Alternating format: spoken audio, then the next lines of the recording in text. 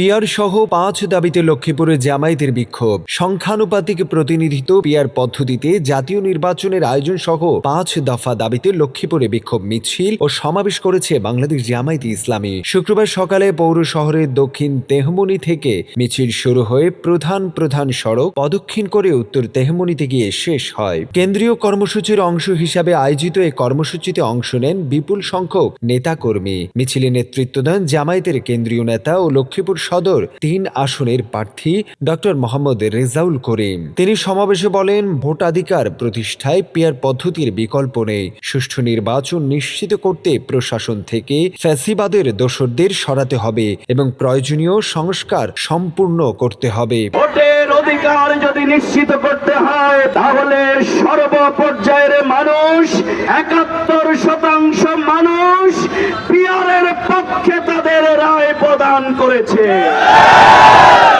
সংগ্রামী ভাইয়েরা, অনেকেই বলেন পিয়ার নাকি তারা বুঝে না।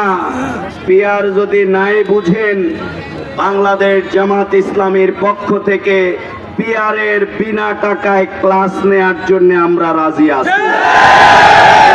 অবশ্যই জনগণের কল্যাণে এই দাবি মেনে নিতে হবে।